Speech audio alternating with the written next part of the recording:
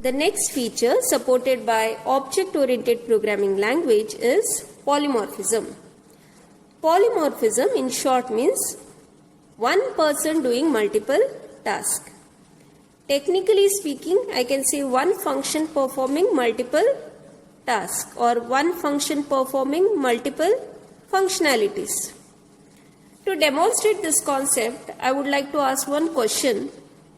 In C programming language that you had studied in the last semester, is it possible to have two functions with the same name? For example, can I have two add function? One add function is adding two integer, the second add function is adding two floating point numbers, and the function name is same. So can I have those two functions with the same name? No, right? I cannot have it. But in object-oriented programming language, I can have two functions with the same name. And this feature is referred to as polymorphism, which is only found in object-oriented programming languages. Okay?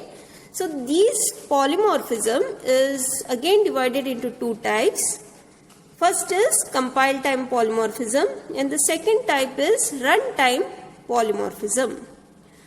Now to demonstrate what is compile time polymorphism or what is runtime polymorphism, I would like to ask about functions. So you have studied functions in the last semester. So what are the three basic steps that you follow to write a function? The three basic steps to write a function is you call a function, right? A function call has to be defined. You define a function. The implementation of that function has to be there. And also you declare a function, right? Okay. So whenever you call a function, the control jumps from the function call to the function definition, right? Now, this linking that takes place from the function call to the function definition can take place during compile time. So when I say compile time, it's a time when you compile your program. So when you compile your program, you get syntax errors, right?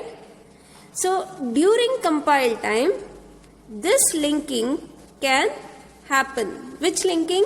The linking between the function call with the function definition.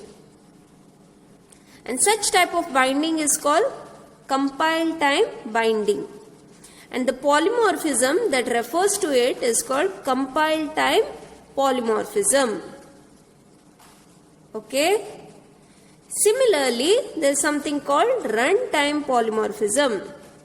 In runtime polymorphism, the binding of the function call with the function definition takes place at runtime.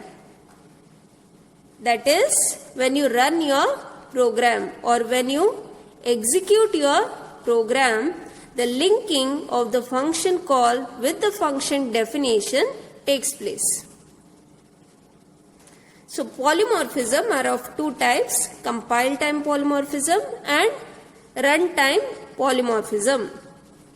Now the two examples for compile time polymorphism are function overloading and operator overloading. If I consider function overloading, we have already referred to suitable example for this concept. Function overloading allows the user to write two or more functions with the same name, but with different functionalities. For example, I can write two add function, one that adds two integers and another that adds two floating point numbers. Another example of compile time polymorphism is operator overloading. Now this concept of operator overloading allows us to give a special status to any given operator. For example, suppose I take the addition operator plus. So can I perform addition operation on two integers? For example, 2 plus 3. 2 and 3 are integers. So can I perform 2 plus 3? Yes, right? 2 plus 3 is 5. I can perform addition on two integers.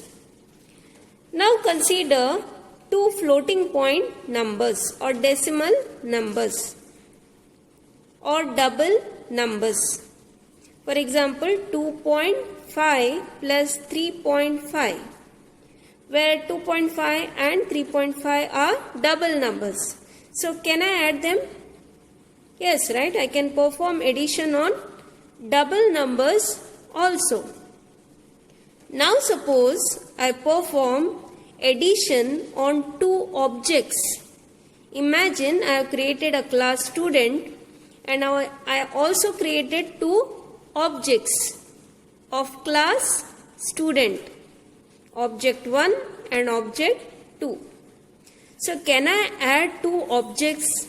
Is it possible for me to add two objects? No, right? I cannot perform addition on objects. But in object-oriented programming language, with the concept of operator overloading, I can perform addition on any given objects. That means I am giving a special status to this operator plus. Is it okay? So all this concept will be studying in detail in the next coming chapters. So also the example for runtime polymorphism is virtual functions. Virtual functions will be studying in the second or the third module. Okay, so you need not worry about it now. We'll study it in the next coming modules. The next important feature which is supported by object-oriented programming language is dynamic binding. Now, what is binding? Binding is nothing but a linking of the function call with the function definition. For example, let us consider this example below. I have called a function draw and I have also defined three function definition. The first function definition draws a circle. If you see this one draws a circle. Whereas the second function draws a square. And the third function draws a rectangle. So this is my function call and these are my function definitions. Okay. So once I call this function draw, which function definition will be called? Will it call function number 1 or 2 or 3? Right? The question as to which function will be called can be answered usually at runtime. Okay? So this binding of the function call with the function definition takes place at runtime, or I can say it takes place at execution time. So when I execute my program, the binding of the function call with the function definition takes place. And this type of binding is called dynamic binding. Since the binding takes place at execution time, it is also called late binding. Okay? And this late binding or dynamic binding is one of the features of object-oriented programming language. Is it clear? Okay. The binding of the function call with the function definition takes place at runtime or execution time.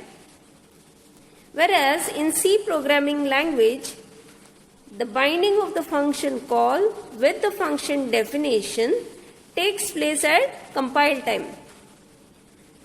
So it is also called static binding. In C language, we use static binding only. Whereas in C++ or any object-oriented programming language, we use both static binding as well as dynamic binding. Is it okay?